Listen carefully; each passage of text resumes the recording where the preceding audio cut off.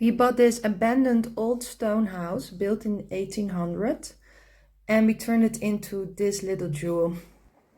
It's part of a casale where 14 families used to live.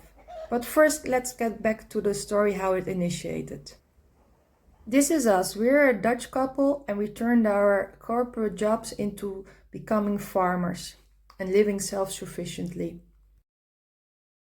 We saw this photo on an ad on a website called Subito. It's an Italian website where you can sell everything, houses, cars, whatever. After the first visit, we were quite surprised what the house had to offer. It is 220 square meters, it has 5 hectares of land, and an old tractor and a well. Also, it's located about 10 minutes from the beach, it is on a hill, it has old bricks, and we thought we could turn this in a really nice, beautiful house. It has 3 layers. It's the ground floor where we have 3 types of garages. A big one, a smaller one which we're turning into a kitchen, and a cantina. Then there's the first floor. There's the salotto, that's our living room, the kitchen, the entrance, a pantry, and 2 bedrooms, and a toilet that's coming from outside. You have 2 entrances from this house. And then there's the attic with another bedroom, a sitting room, and a big area which I want to turn into my studio. And it has a separate entrance. The history of this house is really interesting. It's been dated before 1880. On this side of the house there's a separate entrance. It used to be an old farmer school. In this region, there were several farmer schools to make it for the kids more easy to go to school. Otherwise, because of the steep hills, it would be really difficult. The classes were mixed and the groups were really small. My neighbors told me that our street sign is ruined because the kids used to throw little bricks on the wall as a game. The kids went to school at the first floor. There's even a toilet on the left-hand side where you enter the school. And that was really rare, because this was the first toilet in the street. Second floor, where the attic is, was used for first communions. Like I told before, in the past there were 14 families living in this casale. And because the casale was difficult to heat, every night they would go to one house and heat up that house to stay together warm. And they would play cards. So it used to be a small community, which is really lovely.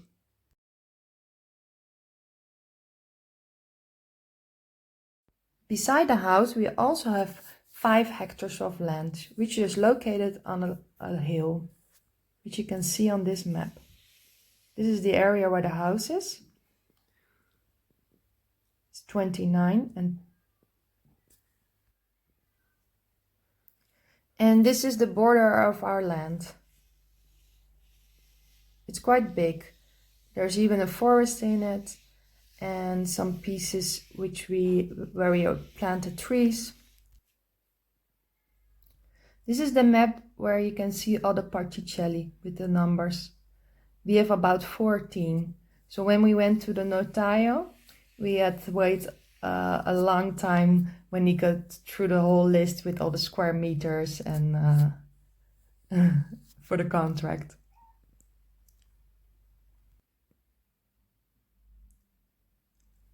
And that day we celebrated the sale with the old owner. This is him. Luckily we were able to spend 1 year with him. He could tell us all the old stories of the houses and where we could find everything. Just a really nice guy. We were really lucky that we could meet the old owner.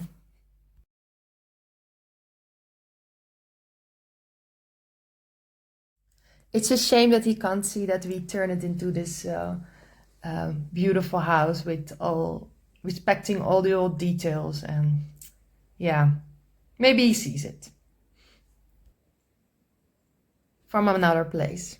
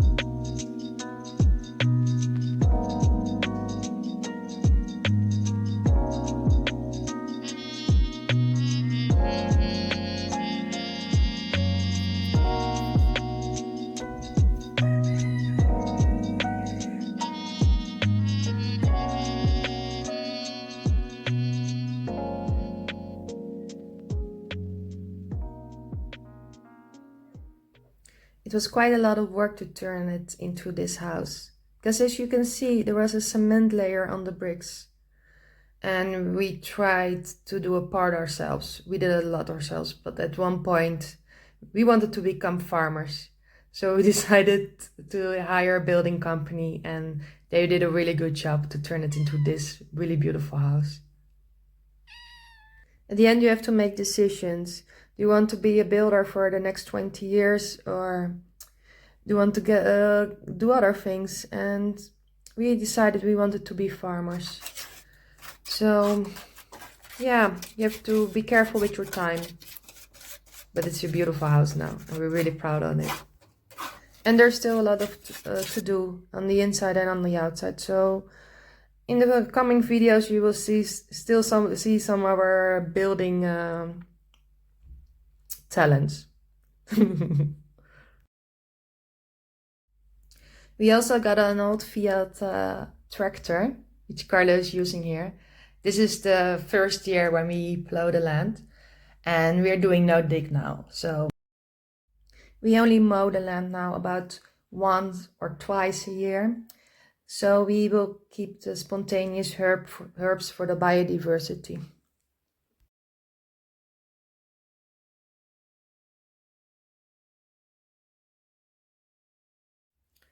Our goal is to be as much as possible self-sufficient.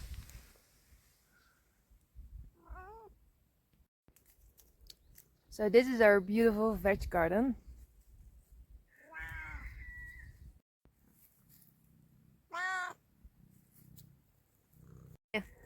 And this is Jinx.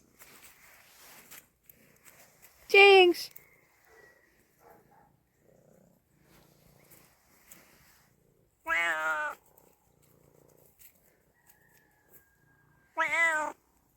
Wat jij mij?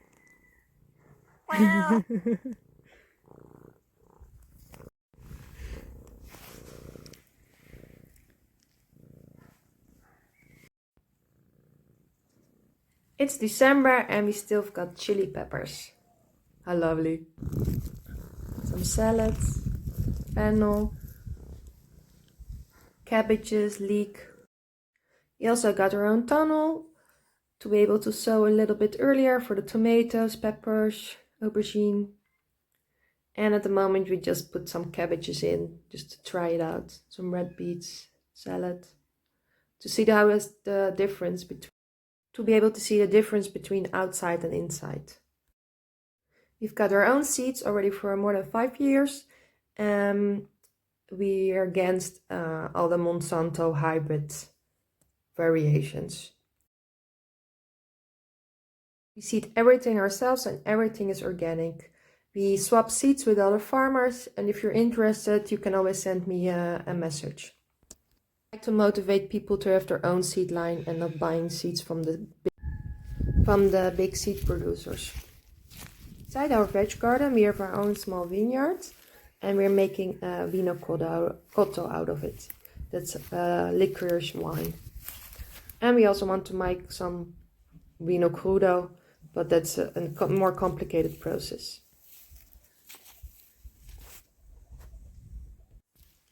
We have an olive grove with some seculari trees. You see them on the left, and we planted some smaller trees just to fill the land.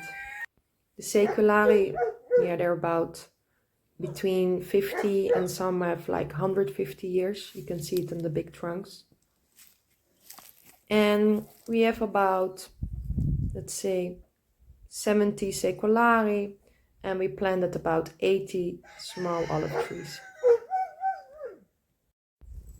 So these are our lemons, and we planted about 30. I think we have 40 now because we planted some extra.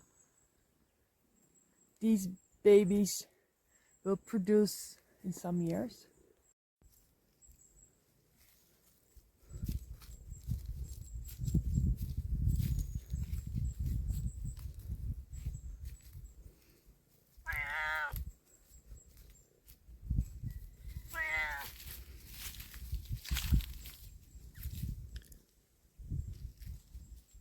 Something is happening. Here's another piece of our land, and here we planted almond trees and hazelnuts. These are the rows of almond trees. This tree has about 4 years. Some have 2 years because we planted them without water. So sometimes 1 or 2 dry, and then we had to replant them. On this other side we have got the hazelnut trees. Well, we cut them in bushes, and we've got a big forest on top of it, which protects the whole field.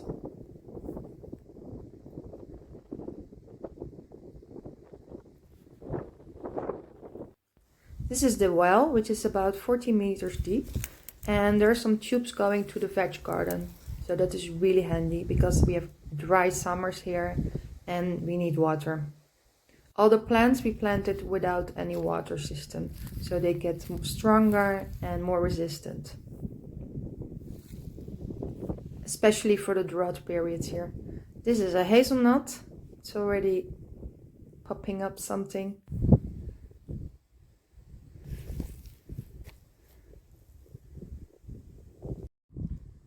And as you can see, we do a no-dig system. So we have a lot of spontaneous herbs. I'm studying spontaneous herbs, so this is a paradise for me. And every year I see different varieties coming up. It's just beautiful. So even with this monoculture of trees, because it's almost a monoculture, because you have the hazelnuts and the almond trees. If you leave the spontaneous herbs, it will not be a monoculture. It's quite a big piece of land. I think it's about 1.5 hectares. And because of the climate change this year, I planted the ficadinha, the cactus fruit. They can resist any drought. So this is a new experiment. And they're so easy to propagate because you just cut a leaf and put 1 leaf in the ground and a new plant will grow. This is the view from the other side. It's a beautiful area here.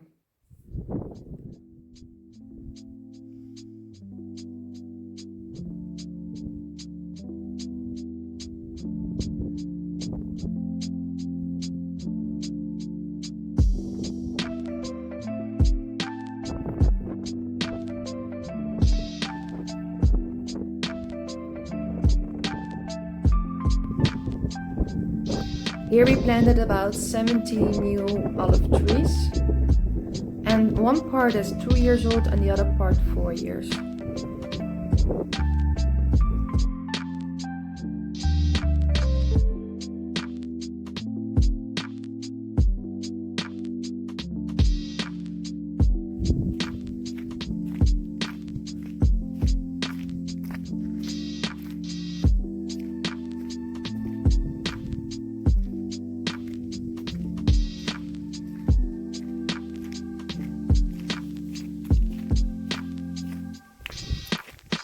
Now I'm walking into our forest. It's just a lovely walk. If I would walk around our land, it would take me, I think, at least 20 minutes, maybe half an hour, just do the whole tour. But it's a lovely walk. We do this often with the dog.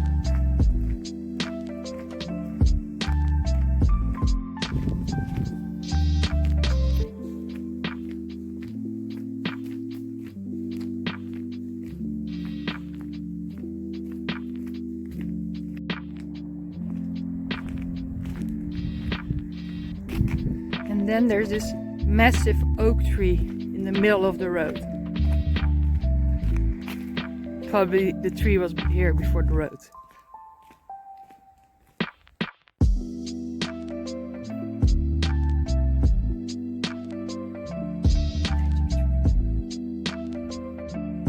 Just showing how small I am and how big the tree is.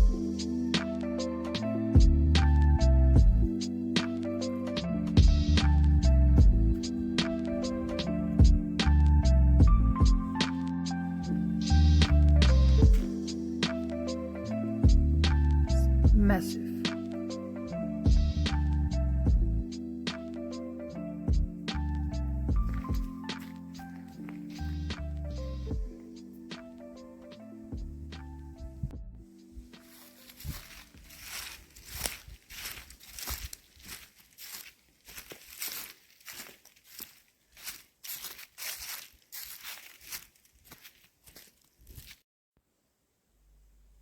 You can see the sea a little bit today. It's not a really clear day.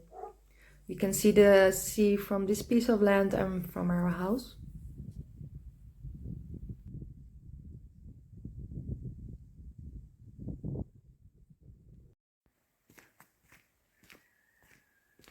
So now I'm doing the whole tour almost. I'm walking towards the animals.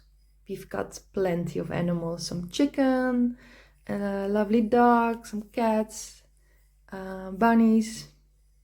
So, oh, this is another piece of land which we have. It's about 3,000 square meters, and we want to put some grains here and chickpeas, some cereali, to be more self-sufficient.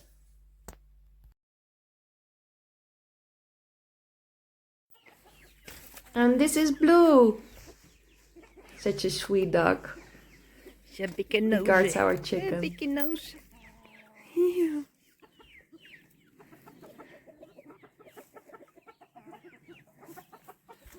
Kom eens hier dan.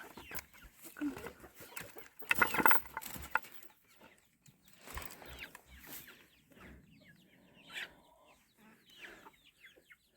Het is een knappe hond, hè. Een knappe hond. Dat is een knappe hond. Dat is een knappe hond.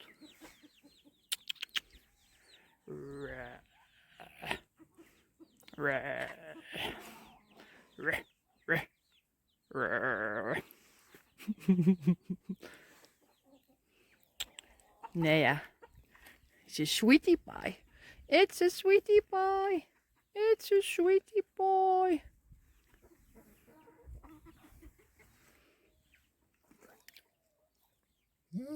Oh, kiddietje.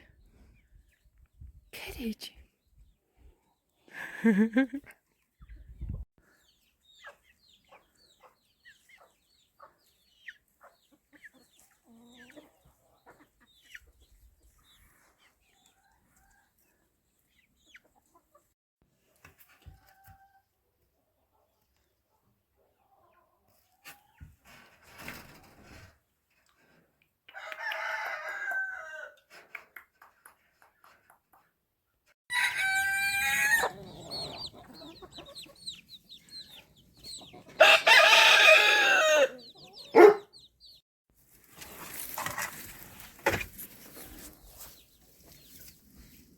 He has to give everybody kisses.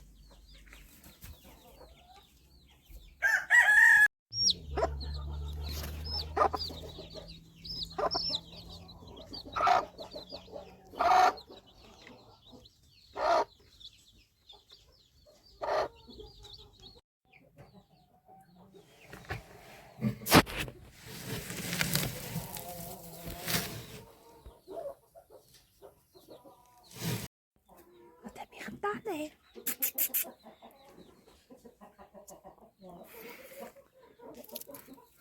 Baby rabbits! They're not showing yet. And I can't touch them too much.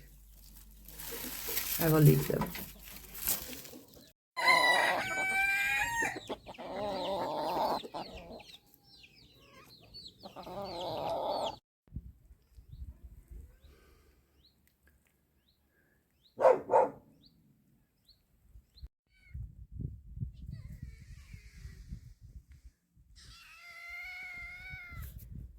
Ciao.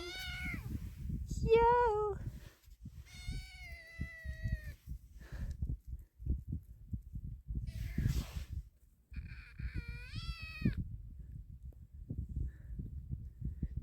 My Lady Kate.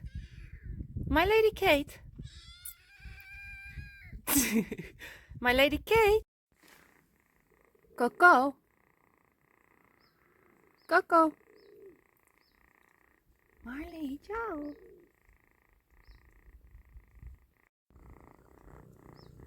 Coco's drinking.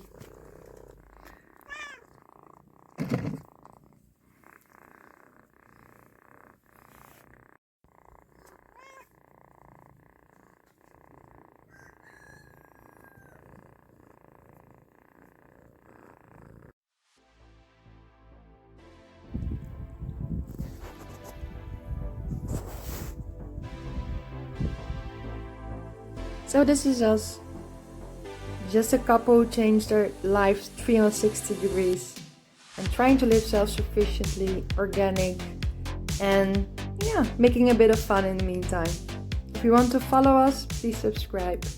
Ciao, ciao.